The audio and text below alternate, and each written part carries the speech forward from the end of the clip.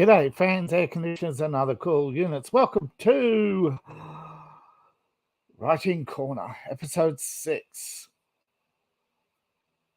Oh, how is everybody doing? I hope everybody's fine. I sound a little nasally today.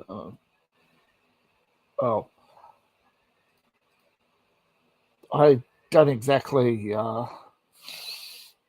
know if it's allergies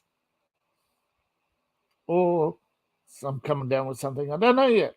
Sometimes it just comes and goes, just go with it, I guess. Hopefully I'll be fine tomorrow. Not too congested anyway. So it's been another week already. It's time sure does fly when your head's buried in your word processor. That doesn't sound as exciting as having your head buried in your typewriter, does it?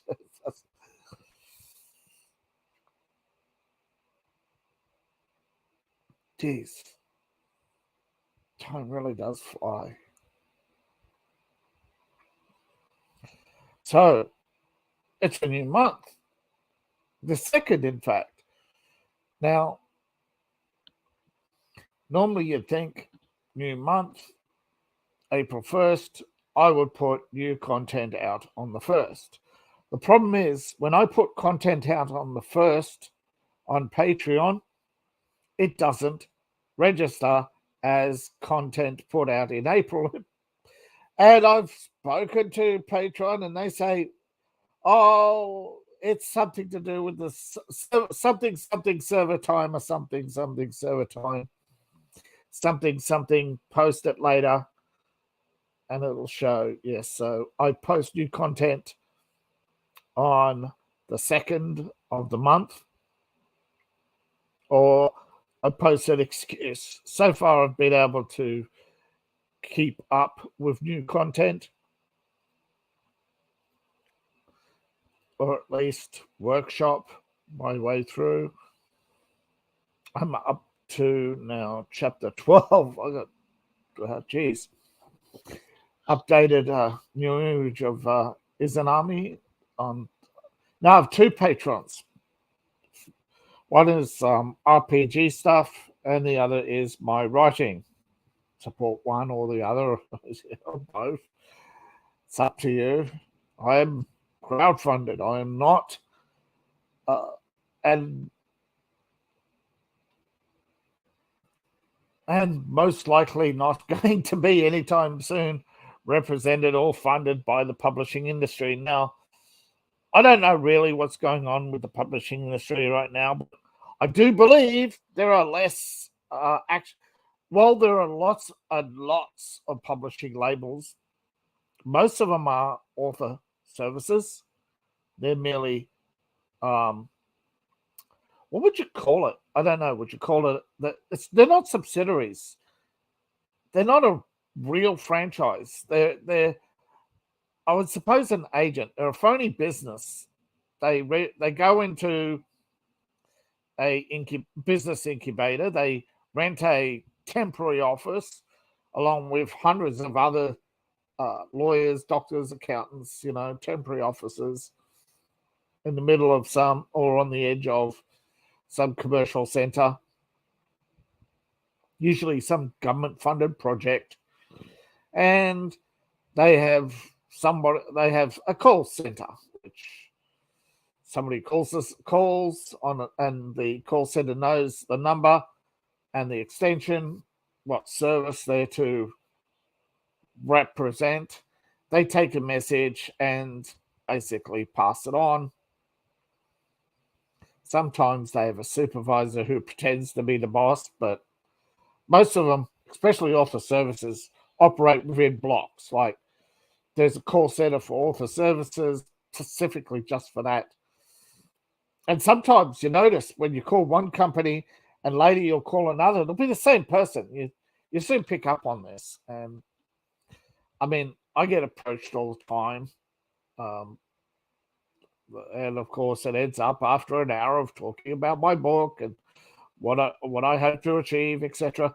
They turn around and pretty much lay out a plan of basically, and I think a lot of publishers, a lot of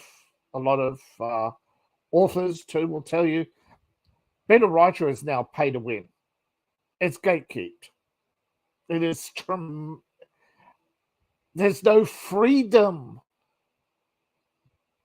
And one of the ways they gatekeep Amazon is pay to be in front.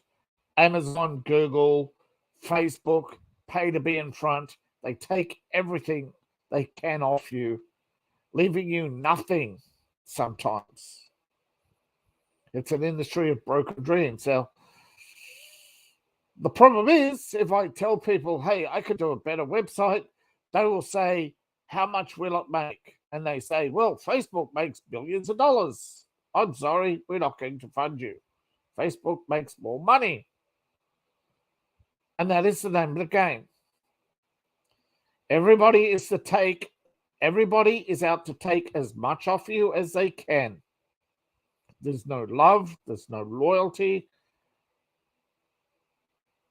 Pretty much, it feels like a worse dystopia than a dystopic novel. Anyway, I didn't really want to talk about dystopia. I want to talk about cyberpunk. And does cyberpunk have to be a dystopia? It seems to be rather like that, doesn't it? Every cyberpunk book is a dystopia. There's no hope. There's no wonder. There's no dreams. Everything seems to be bleak. And I think that's why anime is doing so well. And actually, one of the things that people actually notice about my book is the anime style, because it's more a little exaggerated from reality, but it's more upbeat, more uplifting,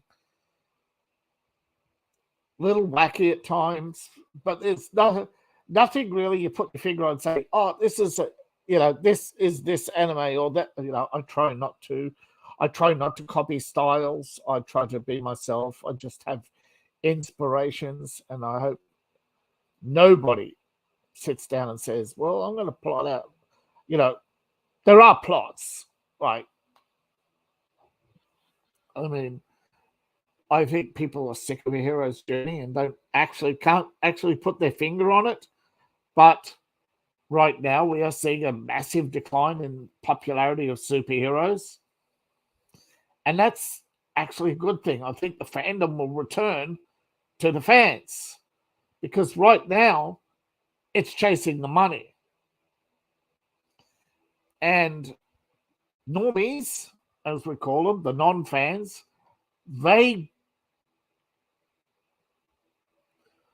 wouldn't call the majority of people normies. I would say it's half and half. It's like there are people who are in their fandom: YA, romance, crime, serial killers, cyberpunk, mystery, action adventure, historical novels, Roman periods, the World War II, just to name a few. But they're in their block. And what happens is the normies, about half the people, are constantly going between those blocks, always looking for that that's something new, something interesting, something they can chat about and lament and act as if they've always been a fan. I've always read Marvel, says Kevin Smith. I was a big fan of, what's his name again? I remember Robert Downey Jr. No doubt, Paramount had organised an interview just before he announced, a week before he was announced as Iron Man, to pretty much say that he's clean, sober. Because a lot of people took interest in Robert Downey Jr. because he was such a promising actor. And as you've seen, what made Iron Man successful were three fundamentals: good acting, quality for cinematography, but of course, the story. It wasn't,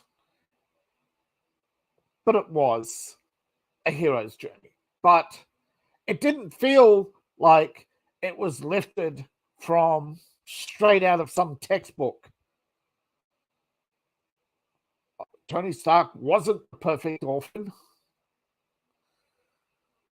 He wasn't the perfect son. He wasn't the perfect anything other than arrogant. And that arrogance did actually come from his intellect, believing he was better than others, smarter than others, and he could outsmart anybody and anything. But when push came to shove, he pulled himself up and said, well, I have a chance to prove that I can outsmart. And just so happened, yes, the writing fell into place. It was well set up, well established, and the movie didn't ask or answer too many questions. And if you're going to write sequels, don't answer every question and don't ask every question. And don't answer every question you ask. Always have that mystery. Iron Man had that mystery, but that's part of a well-written story. Studying successful movies is helping to make me a better writer. Of course, the problem is right now I'm trying to finish a story, The Erotic Tales of the Empire, which right now is on Patreon. Whether it stays on Patreon or stays Patreon exclusive, I don't know yet. But I do know, and I do feel that I want to connect more with the audience. I want to know what's working, what isn't. I want to understand better. I don't want to copy everybody else. I think copying everybody else might give me a few good books, a few good sales, but it won't be my story. It won't be my work. It won't be my effort. Unfortunately, I know many people would rather take the shortcut, take the path well beaten. Write that missed the plod, walks the beat, finds a body, blows the whistle, there's a manhunt, chase through the London streets, the masked man gets away, everybody lives in fear. Oh, Jack the Ripper strikes again.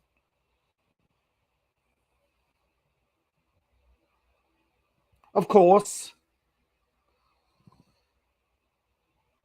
that works for some, but for every Jack the Ripper knockoff, there's 100 failures, maybe 1,000 failures.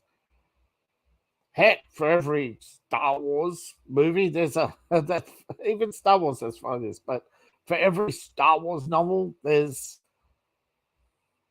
in the extended universe, a couple of hundred? No, yeah, there's a couple of hundred.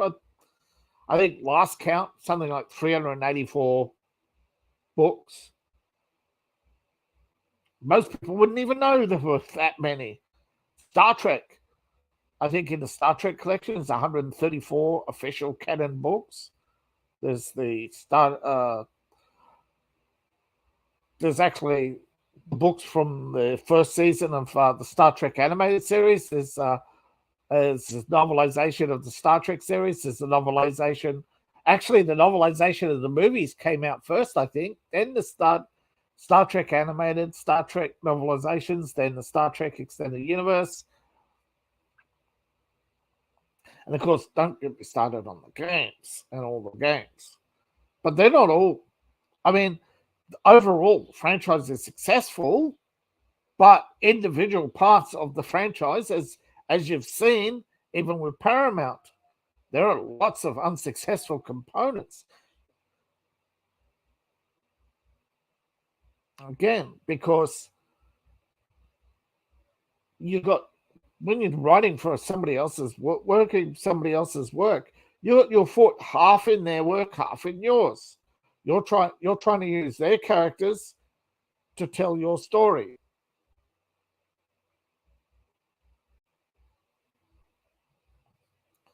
No, I think I definitely want to avoid that situation, perhaps. And of course, I think one of the reasons, I suppose if I wrote faster, but yes, one of the reasons I don't write fast is I do a lot of editing. I make a lot of spelling mistakes, grammar errors. I still find some. I'm trying to improve my work all the time. So, a long journey. Of course, we can only try and do our best. And of course, one of the things I try to impart on the people and doesn't seem to really get through, an indie writer is usually on their own, whereas professional writers, they have teams. I'm not going to accuse anyone in particular, but I'm seeing the number of ghostwriters out there, most of whom, however, probably do TV scripts. So that's where most of the writing is these days, I think, TV scripts. But again, there's more money in being a famous writer, in making appearances, putting your name to stuff, and lending your characters to a TV show than it is writing books. And, we hear about income inequality all the time. Yet,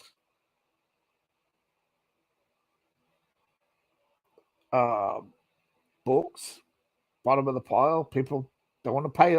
Comic books, people don't want to pay a lot of money. Decent books, people don't want to pay a lot of money. Movies, people pay more to go see a movie than they do the book, and more people go to see the movie than read the book.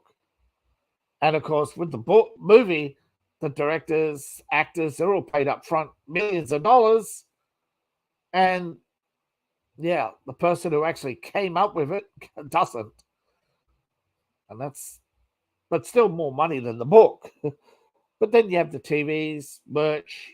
Some authors make their money off that. Look at Lucas, the billions he made. No, you can make a lot of money like Lucas and lose it all. There's no guarantees. But again, I've always tried to not make it about the money. But let's face it, we've got to make a living, at least. But then again, not entitled. Just because you go to work, make a product, doesn't mean somebody's going to buy it. It's just the way it is, isn't it? We stumble in the dark, and writing's at the cutting edge. Well, not writing alone, but we hear about writing, and writing is at the cutting edge of taking a risk. And sometimes the period between reward and payoff can be quite long.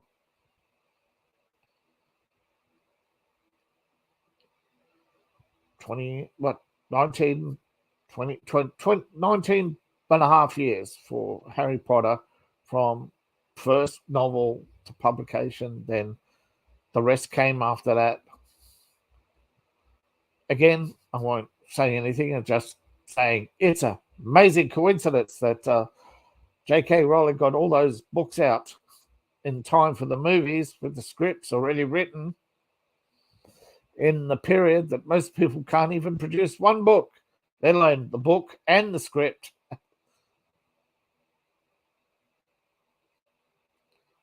And do interviews and not know the motivations of Voldemort.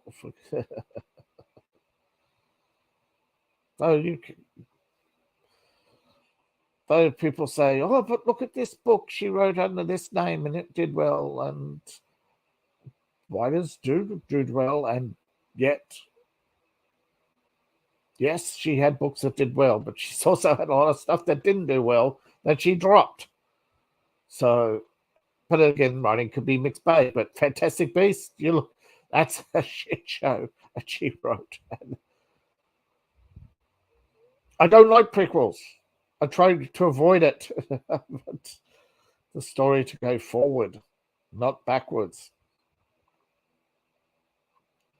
Though there are times, and I think A High Republic, I think that was a huge mistake cancelling that. But if I was to write a sequel to Star Wars, yes, I would definitely want the transformation of the High Republic into the... But of course, when you think about it, how do you do it as an action movie? That's, I think, why it was cancelled. Because remember, you're talking about a political system that's pretty much representative of the American system. You have the Senate, although it merges the Senate and the presidency and all the other, and it merges it all into one single house, because most countries operate that way. So it's more like the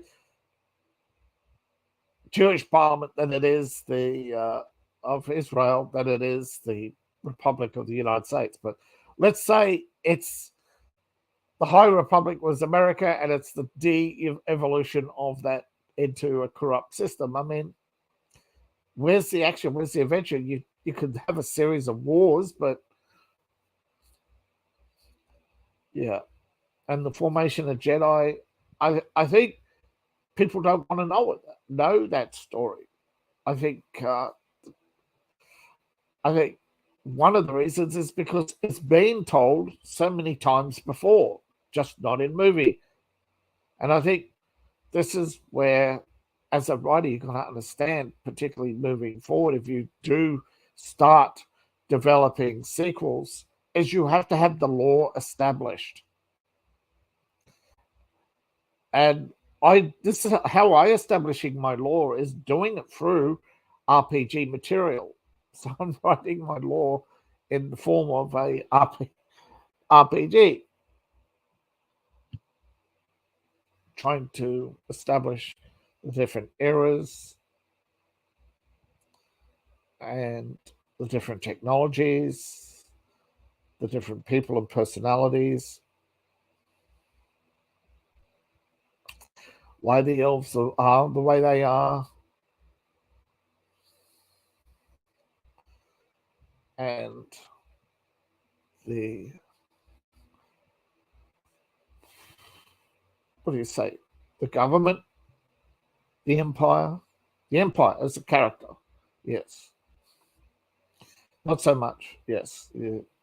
I think a lot of people don't understand that the setting is a character,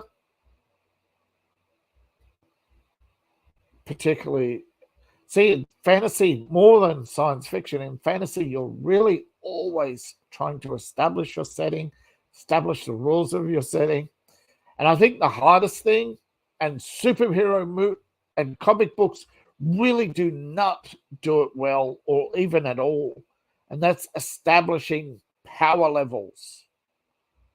I think you really need to establish your power levels. And of course, the problem with fantasy is you often have progression.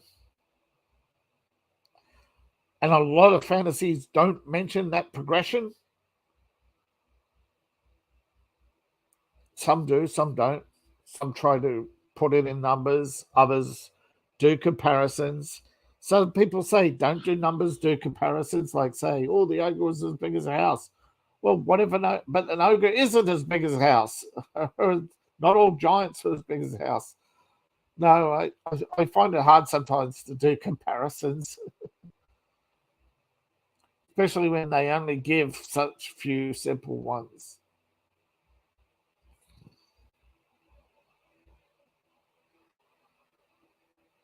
But I try to improve all the time, and that's why I think that's why I look for feedback. That's why I like having the conversations with different writers.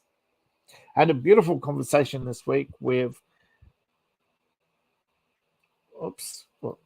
just get the name right again.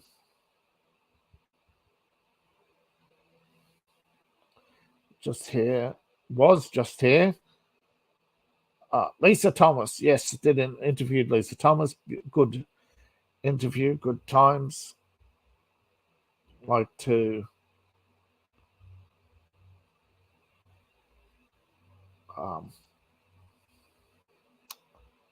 have more interviews, and hopefully soon I actually might have an interview of my own coming up soon, hopefully tonight, but don't know yet. Okay.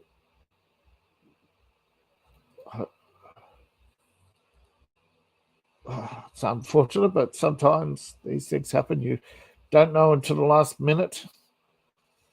You just sit and hope and wait you get the invite, or it'll be tomorrow or the next day. So it depends. Because a lot of I do my interviews live, but a lot of people do pre-recorded and edit. I can understand that.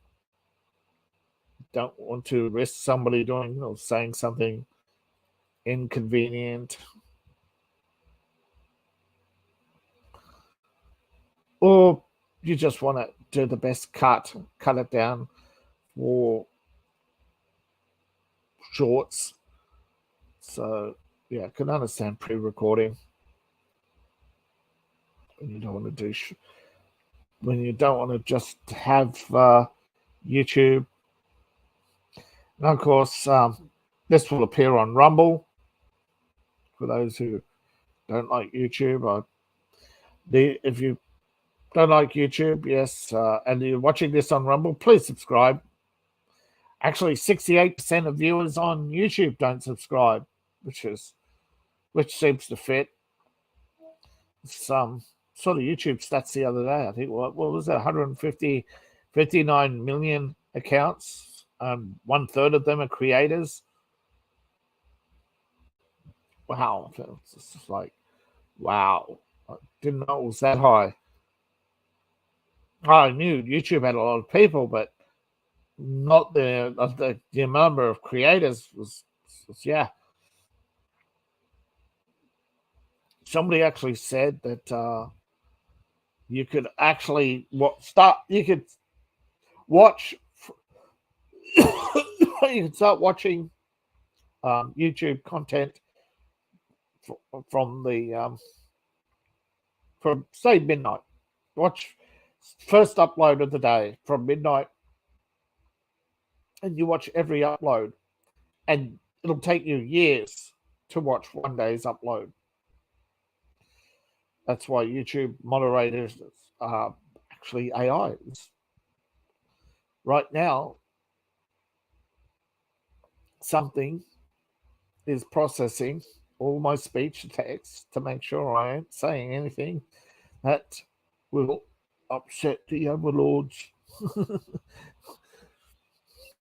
Geez, one of these days saying upsetting the overlords will upset the overlords. But like I said, so many things as I say are dystopic, and a lot of novels are dystopians.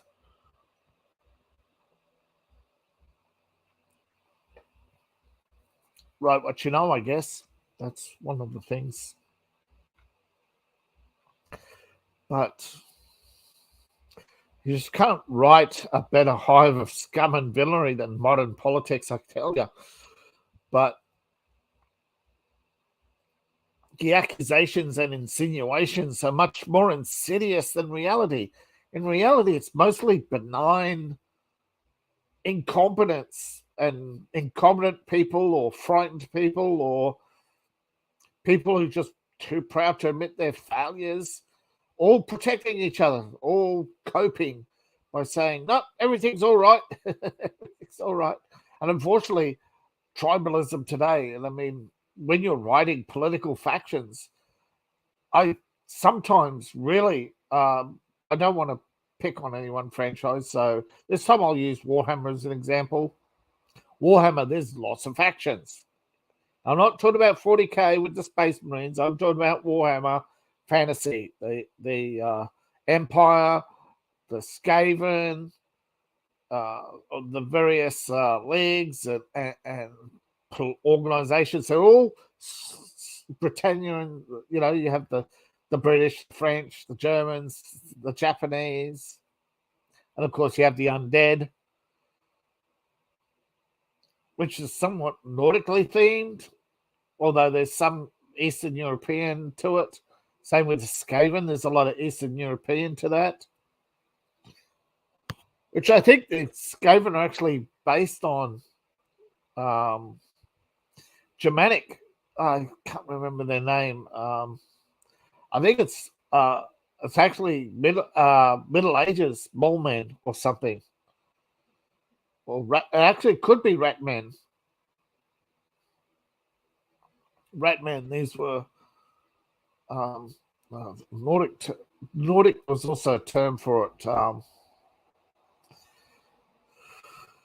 These were dwellers outside society, and so later there was Lupin, was it? Yeah, Lupin meaning wolf skin. Lupin something. Yeah, those who wore wolf skins, so the wolf heads. Those were, yeah. I'd like to explore that more. There's some interesting stuff there because there's actually some overlap with earlier Celtic stories about men who would skin wolves and wear their skin, thinking it would give them the power of the wolf. And some would walk around with the nothing on underneath, with the front open. And yes, they were quite bizarre. And I think, yeah. So if you overlap the two, right, you get tribal politics, and of course, if you really want to write a dystopia, you don't want banal, weak politicians unless they're working for some evil corporation. But I mean, evil corporation is done to death, to such a point where it's so predictable. You might as well have the CEO come out and say, "I'm Dr. Evil," twirling my mustache. Don't know if people have heard. Most people haven't. Once upon a time, quite famous. Perils of Pauline, a quite number of serious shorts. Dick Dastrophe and Dudley Do Right. Oh, those 40 years. That was the arch villainy, the arch villain. Saturday morning cartoons, the man in black, dressed like a mortician and had a thin, wispy mustache. It was hunched over, picking on the poor widow who can't afford the rent. No, I get it. Society struggles, social issues and society struggles, they do make for good stories sometimes. Look at Charles Dickens. But overall, it's easy to write. so because they're so cliche, they're so done for centuries. But it's not easy to sit down and say, well, one solution for one doesn't work for all. No matter how you take money from here and put it into here, it doesn't lift. It still doesn't lift. It doesn't create more money. So you print more money, it still doesn't work. No matter how. Again, solution. People tend to not want those sorts of stories, so I tend to avoid them. But I keep them in the back of the mind. At now and again, I'll bring up something just as a commentary, or that, control your emotions. Printing money doesn't work.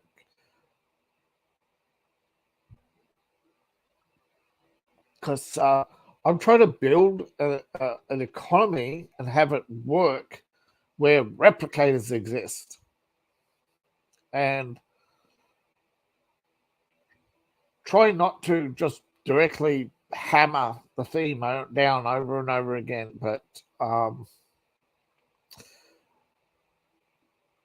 the thing about replicators is, well, you need to feed it energy and you need to feed it material. I mean, the Star Trek solution is, a lot of people don't really actually notice. There aren't that many Did you know there are only 734 starships in the Federation of Planets? That's less than one starship per planet. Yet Earth has most of the starships. So there are billions of people without access to a replicator. They always talk about replicator rations. So there is currency.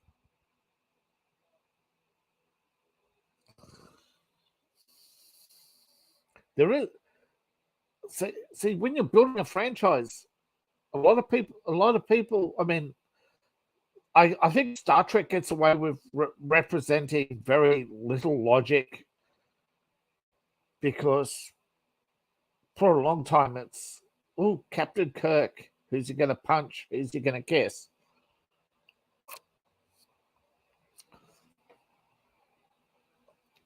Isn't it right? With Picard, who's he going to kill? Although there was a lot of outwitting, but there's a lot of boring Star Trek episodes, I tell you. But I know a lot of people sat through Star Trek waiting for good episodes, and they would debate, was this a good episode? And it was the Trekkie versus the Trekker. The Trekkie was, interested in the stories and the science fictions. But the Trekker, they want it, and still do. They want the utopian society that doesn't exist in Star Trek. It's a dystopia. And actually, Star Trek addressed this as in not Voyager, although sort of in Voyager, before Voyager, Deep Space Nine, where the Marquis,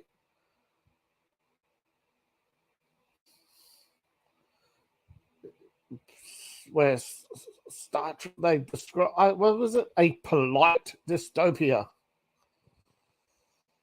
If you don't uphold Star Trek, if you don't uphold Federation ideals, they will ruin your life. A lot of people don't realize that there was the Star Trek, the polite dystopia. There was I don't think a lot of people really realized. I mean, I remember, I don't know if this is true or not. I was told that Jimmy Stewart called it first, called Star Trek space communism, and Gene Roddenberry refused to even return any calls or work with him. and many others too.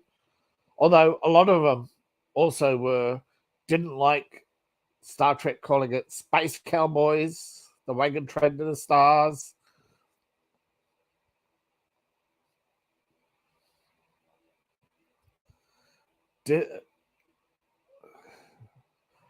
Some call it an overrated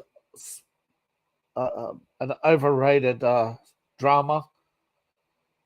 Comparing it to TV daytime dramas. I mean, it's weird looking back and actually realizing the majority of people. I mean, yes, Star Trek was popular, and it was popular science fiction, but overall, the vast majority didn't like it, and CBS eventually had to cancel because its ratings were mediocre at best. And I'm not saying this because I want to run Star Trek in the ground and have people say, oh, I don't like it. You're allowed to like it. But I want you to realize that you could be successful and still not be the most popular, and yet still live on and have fans. Try not to measure your success by how much you make, because really, you look at how much money Star Trek raked in. CBS didn't rake all that money in. Paramount didn't rake all that money in. Roddenberry didn't make it or rake up all that money in. No one person, no one actor, no one producer, no one director has made billions of dollars off Star Trek.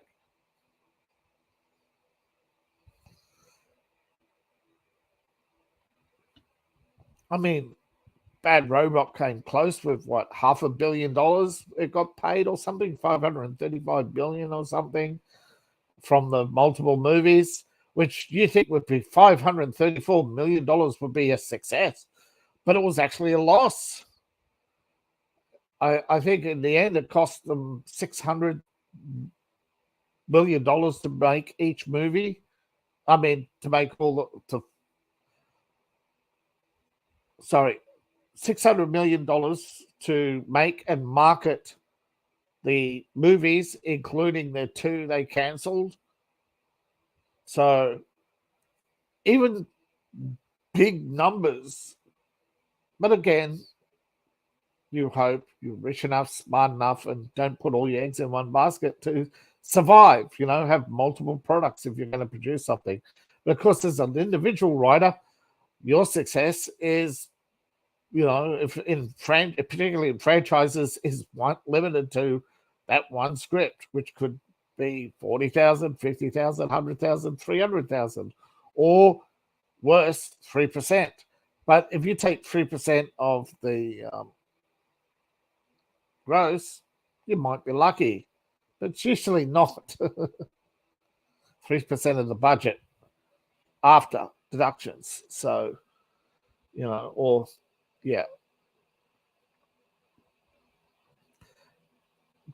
there's just so many ways people could trick you. That's why you need an agent. That's why you need legal representation to go over contracts, and because sometimes, although I think a lot of you are going to be not listening to this, are going to be more interested in novel writing than TV script writing. But every novel writer has to keep in the back of their mind, a lot of companies are looking for IPs right now, and they want you to turn your book into a script. Some can, some can't, so you have to look forward. I don't know. I really don't. But it's been an amazing week of editing. I really like the challenge of trying to keep a story fresh, to keep the reader guessing. I don't want to be predictable. I don't want to be cliche. I rarely consult. I should. Isn't it funny? It's not called tropes. They cite TV tropes. I recommend people do familiarize yourself with it, because there are many different tropes, and unfortunately, every trope seems to fall into cliches. I don't want to fall into cliches. I don't want to be predictable. But I mean, there are certain situations which you can't avoid it. I mean, there are tropes for a reason. Like, there are simplistic characters. And well, I'd say grade your character F. They're your cast herd. They're not cast herd, they're cannon fodder. The F class. Lowbrow, simple. I'm a thief because broken home, blah, blah, blah, drug addiction, blah, blah, blah. Don't want to work for a living. Working for a living is for chumps. You know, I want to be with the big boys. You know, I want to be rough and tough, you know. So there's that. Then there's no E class, right? There's D. D's your average worker. They're not going to amount to much. Sorry, worker. C class, middle level management. They're going places, but at the end of the day, they're the boss's assistant. Then, of course, you've got the A class, you know, upper management. They can smell the money. All right. So the A class, they're your new rich. Then you've got the S class. This is your geniuses, old money, supervillains, superheroes. Then you got your double S. They're more powerful. They're the magic users. And then of course you got the triple S, the dragons, warlocks, powerful figures, cosmic beings, you know, that sort of thing. The power scale, right? Your F, they're your grunts. They don't level up ever. D, let's say from 0 to 150. So your D class are going to be 1 to 10, then 11 to 20, etc. Right, until you get to S class of 41 to 50. Then your double S's, they're going to be 51 to 100, and then 101 to 150. So it gives you a pale scale where a grunt, 1 or 2 bullets. Well, let's see. You multiply that up, right? Each class is going to be 1 more bullet. So you get to your S-class wizard who can take, hold out his hand and take it, basically block, a few rounds. He might be injured, and they'll dust them off and probably heal themselves along the way, or have. And then you got your basically your double S class grenades. They'll dust the high explosives, cannon shells. They'll avoid artillery. Not stupid, but they'll take on a tank and probably win. On that. And triple S class, they could possibly take on an army, or at least a few thousand men, a small army. Triple S class would be your Smug in Lord of the Rings. And it's amazing, in Lord of the Rings, they just Tolkien implied power without telling you directly. And he did comparisons well. You never really got the sense of power of Gandalf or any of the others, but with Smug, you really knew when he said, I could take on an army and win. That'd be your triple S class right there. Take a cannon shell or two, to take could take a pile of arrows.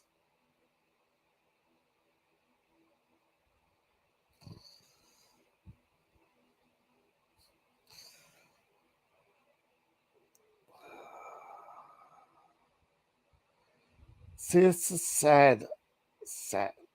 Lord of the Rings, it's just one of those sad franchises where you're just sad they didn't do this or didn't do that, but they did this and did that, or they should have done The Hobbit. They put too much into The Hobbit. They should have. I mean, I do think this is where I know Hollywood's a business where they're trying to maximize their profit, minimize their risk.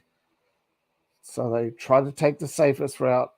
As a writer, I tend to want people to understand that I don't want to cliche. I don't want to take the maximum safety for the, to go the safe route and say, I'll do the orphan boy who pulls the sword, because you'd think the hero's journey dates back to King Arthur. Orphan boy pulls the sword from the stone, becomes the mighty king. He falls, he stumbles, he's betrayed by his wife, he's betrayed by his friends. But in the end, it's Galahad, not for most of his life, it's always been, Lancelot this and Lancelot that, but Galahad and all the others have been there, and eventually, and in the end, it's just Galahad and the others, the rest of the knights gather around him, and they ride one last glorious battle. I mean, Camelot, the dream of Camelot died, but it was an amazing journey, and that's where the hero's journey is based on. Loosely, not exactly, the story of King Arthur. But if you go back to King Arthur, there were many tales about King Arthur. And I think Arthur Pendragon, which I believe Arthur was the last of his line, was actually a centurion.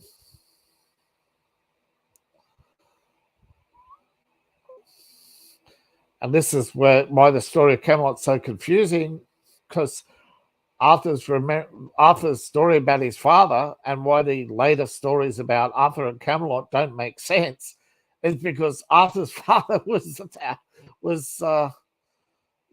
Arthur didn't know his father directly. He knew his father through stories, whereas retelling of the Arthur and the Camelot tales would have Arthur Pendragon been the prince. That it totally rewrites the Sword in the Stone, which is the original story of Arthur pulling the sword from the stone to become king.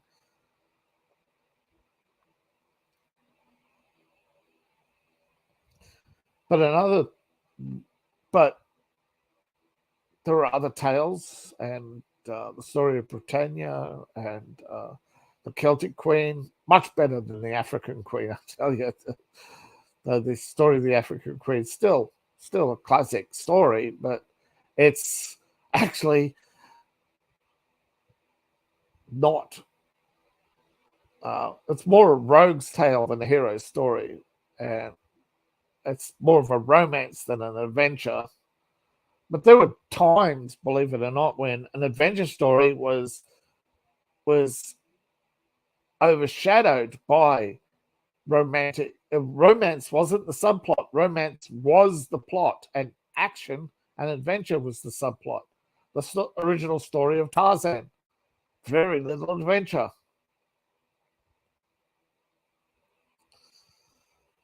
Although Edgar Rice Burroughs, brilliant writer, very underappreciated, because people have built, because these stories are old, people have built up bigger and better, And I think Edgar Rice Burroughs is a palate cleanser that we need. And I'm not, of course I'm going to toot my own horn and say stories like mine. We need stories that aren't world-ending events every second outing.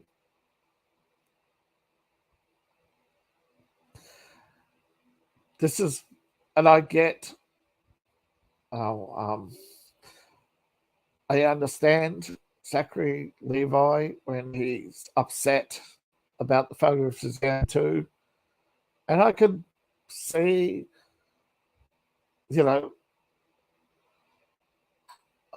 I've been there with people. Marketing will tell you, oh, we've got the numbers, we've got the demographics, and yet who's the target audience?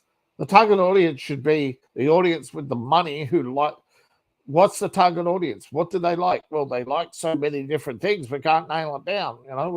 Our test audiences, they like this and they like that. But I think one thing can be pretty sure. Helen Mellon is not somebody the kids go, I want to see her so much. Even Lucy Liu. Half the kids are going to say, who's that? So if they're targeting the 18 to 34, Helen Mirren and Lucy Liu are exactly it. And obscure Greek gods.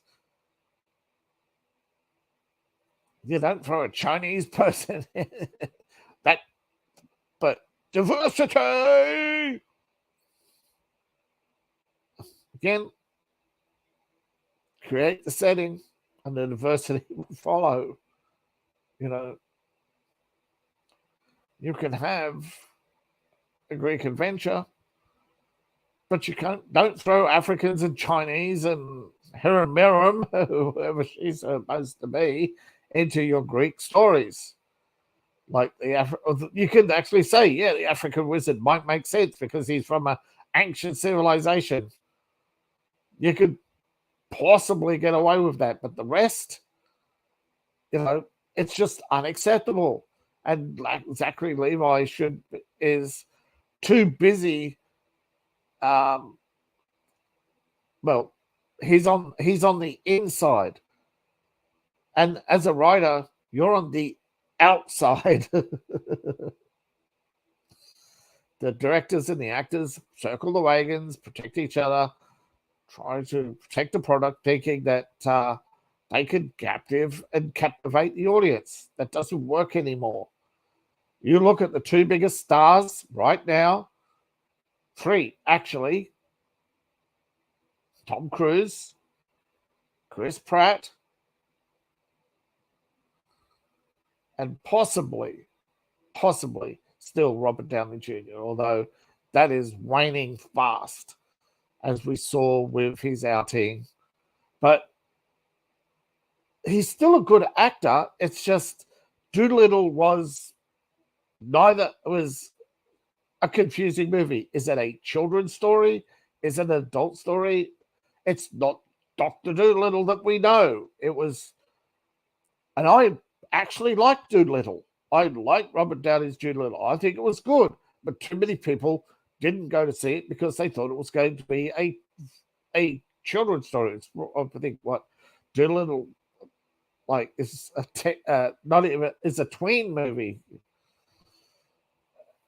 But is it a young adult movie? Is it an adult movie? I just don't know how to market Dolittle to say that it's a PG-13 movie. It's not this age. It's not this age. It's this. It's a venture that just, I don't know. There just doesn't seem to be a marketing yet for movies like Dolittle.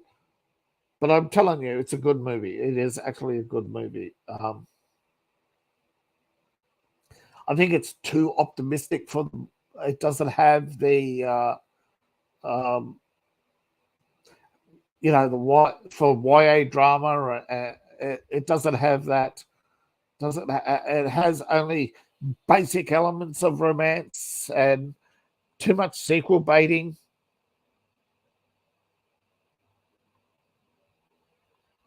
But I'm telling you, it was a good movie, and I really, really think it was unfortunate they thought they could rely on that movie star power rather than marketing the movie. And I think Shazam 2, it's another one that's going to be hard because so much drama around DC, and take it to heart and try to learn the lesson that if you think drama is going to create popularity for you, fair enough, it might. Drama definitely worked for Joan Collins and many actresses. It worked for Madonna, but it doesn't always work. It worked for the Kardashians, but it didn't work for every Kardashian, now did it? It didn't work. Drama is not working for DC. Drama is tearing Marvel apart behind the scenes. And Disney is desperate to protect its darling insiders like Kathleen Kennedy. But Kathleen Kennedy, who since Indiana Jones and the Temple of Doom, she was a secretary who filled in one time as a chorus girl. And she married up, and but Spielberg passed her off because, yes, she had opinions, and yes, she wanted to insert herself in everything, but Spielberg did not find her opinions helpful, so he gave it to Lucas.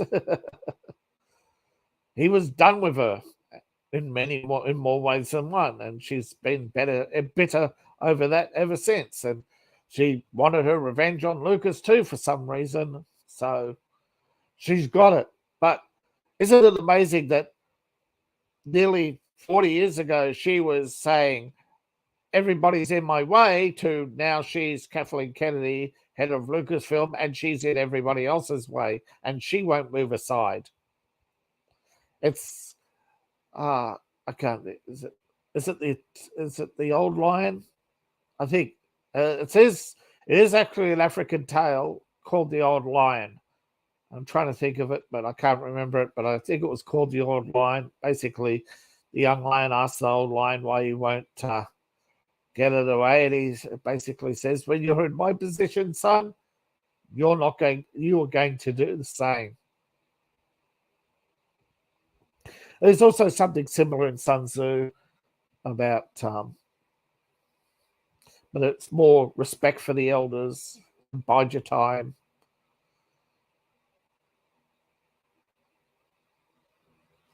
And of course, Sun Tzu wasn't exactly.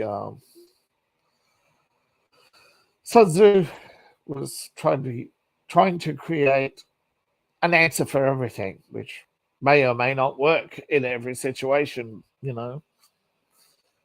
but it is what it is.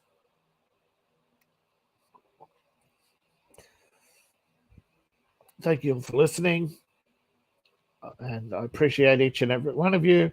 Links in the description below. Please buy my books. The description's in the link tree. Amazon, Barnes & Noble, Google, Smashwords, Koto, and many other places. Thank you for listening, and I'll see you all on the other side.